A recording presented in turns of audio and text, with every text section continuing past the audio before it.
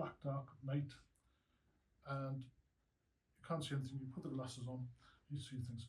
What the zikr does, when you're on the path of the sabab, it's like night vision glasses, you can see things. Whether you focus on the objects in front of you to avoid them, it's up to you. But a lot of people, what they tend to do is, because these things are becoming apparent to us, and a lot of them are, we don't want to accept them. We don't want to accept these things as being bad things to us. You know, like for example, a friend who we always accepted as being a good friend, we don't want to accept that person as being anything other than what we always thought about him. We're in self-denial. But what that, because you see, unless you know the nafs's qualities, because as I said, it's not just your nafs, but the people, things are, those people around you, their nafs's qualities are becoming apparent because they are connected to you. What Allah subhanahu wa ta'ala is doing as a result of you doing his zikr, he is trying to get you to address those issues in order for you to get any further. Because if you don't address them, you've got two options. You either address them or you give up and leave. Because you don't want to, you know, it's really painful to accept that your friend is not what you thought he was. It's painful. And there are other things, you know, when you're trying to get rid of the greed, the jealousy and all the elements, it's not easy. It's just like, you know, when there is a stain on a cloth, very, very deep stain, it's been there for many years, many days. To remove that stain it's hard work.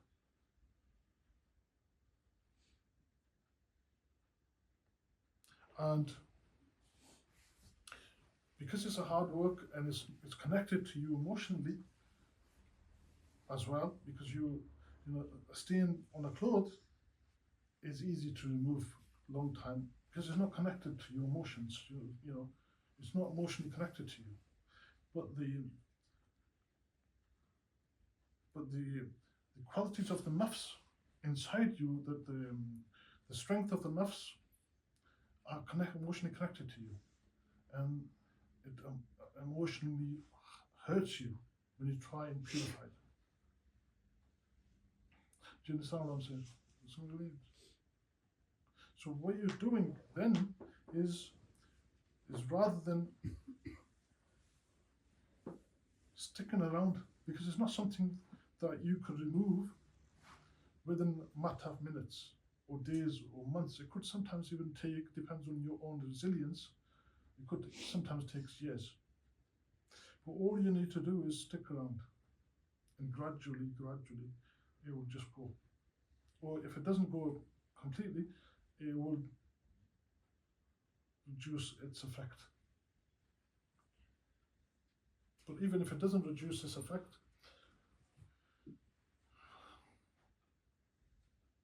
your objective is to remove them.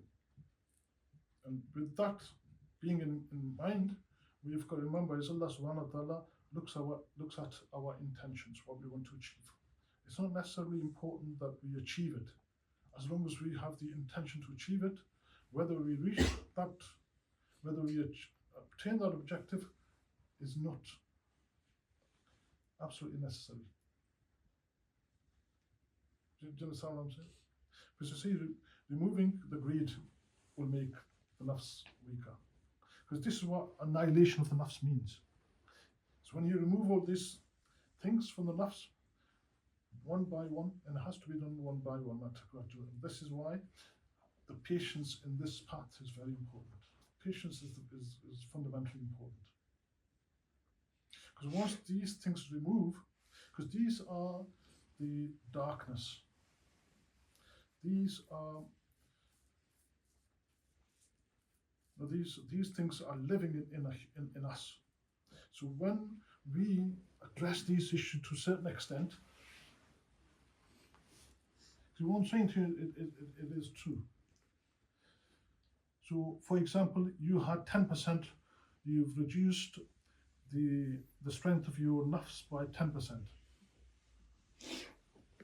I'm just going deeper into what I've been explained to you in the past now. So you reduce the ability of your strength by 10%. Now,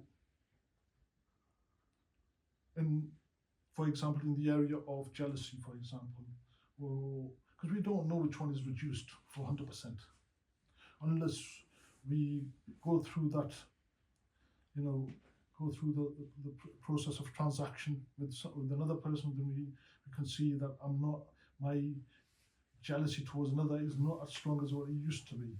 Or when we deal with money, then my greed isn't as what it used to be, but it still is there. However, because we are on the path of purification, and those people who are not on the path of purification, because I said it's a living thing inside us, just in the form of nafs. It wasn't with us when we were born, because we were born on a purified fitrah. Everybody is born on a fitrah, Islamic fitrah. So they don't have these qualities. It's just when the nafs, as we get older and reach a certain age, these qualities tend to grow within us because of the pressure of people around us and other elements. But rather than programming ourselves from the beginning and saying that, I don't want to get into the habit of these wrong qualities, because we don't know what these qualities will do to us as we get older. All we know is an innocent thing to, as you get older, you look at the money and say, I've got £5, I want another £5. You don't realize that another £5, the urge for another £5, the damage is doing on our psychology. Because if you just need £5, and that's all you need, and if you stick with that, that's fine. But if you aim for more and more when there is a need for it, at that point, you need to understand what I'm trying to say to you now. At that point, we just see it as innocent urge, but it's doing something to us. It's doing something to our nafs and our qalb and our mind, is that we are falling into a trap of greed, gradually, slowly, without realizing it. And then, in the end, it could explode into something really bad, where we start hating other people because they have more money than what we have, or they want to take something that they have because we can't get it, so we resort to physical violence to take it off them. So it develops into something sinister, and it becomes as a habit of the nafs. So these are the things that you're removing, and once you remove these ones, this is how the nafs becomes weaker. Because once these qualities go, you have, because the aim of this dunya, our aim in this dunya is to live on the needs basis, not the purpose of this dunya. Because what we blindly falling into is making this dunya as a purpose of our creation, when in actual fact the true thinking should have been is to live in this dunya as see this as the dunya as a need. Everything that we have, that we want to get, is as a need, what we need to survive.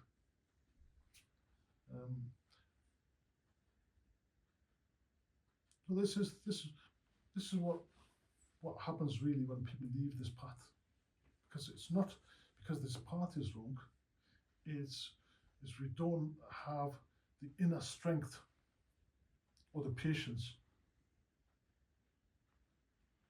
to fight the things that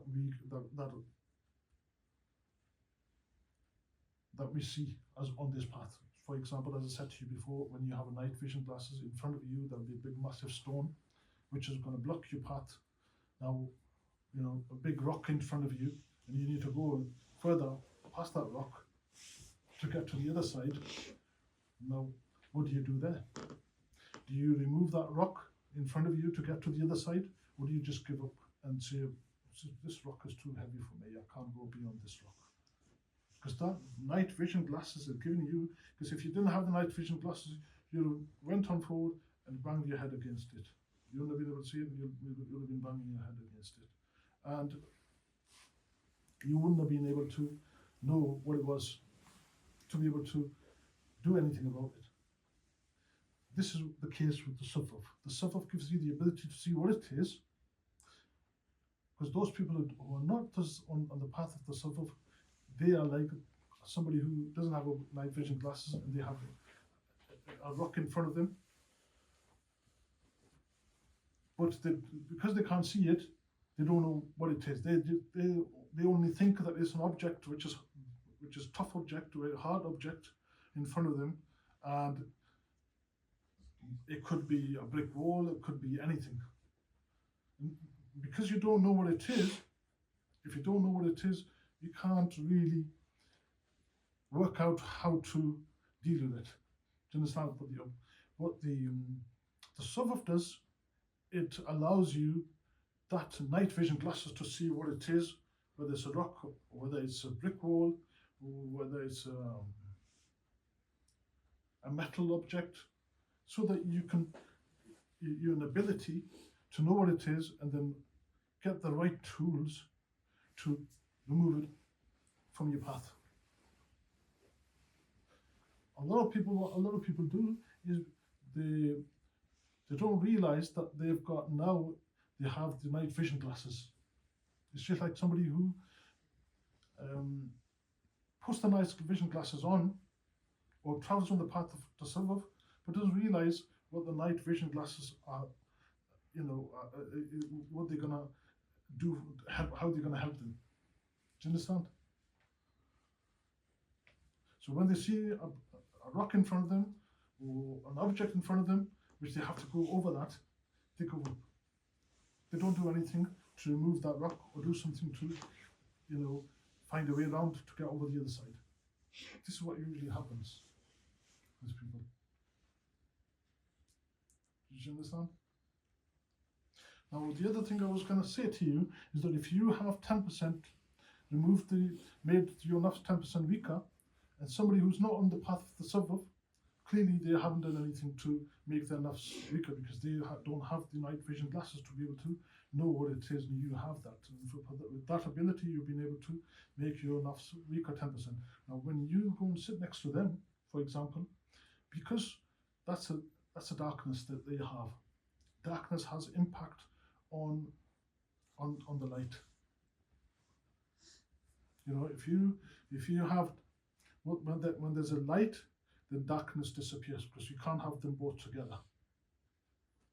Now, because the light disappears, and when the light disappears, we don't see anything. We don't feel we don't think that there is any harm done to the dark. Do you understand? I'm going very deep into it now, and you have to understand. You have to listen carefully to this. So when there's a darkness, a light comes, the light disappears. But we don't see that the light or darkness being hurt by the light. All we see is the darkness is gone. But when the darkness is on our qalb,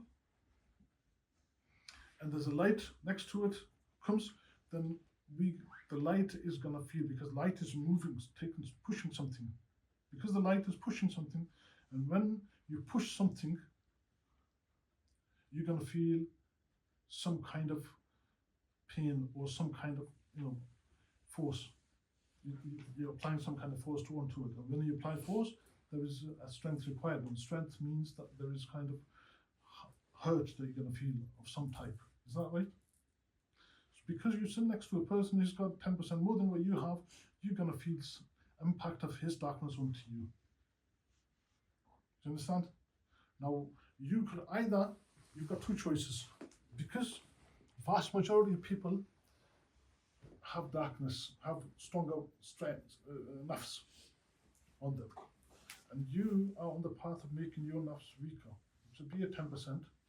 Now you can make the nafs weaker, and Allah subhanahu wa ta'ala in the Quran, Surah Shams, swore on many things, and then he said that the successful are those who purify their nafs.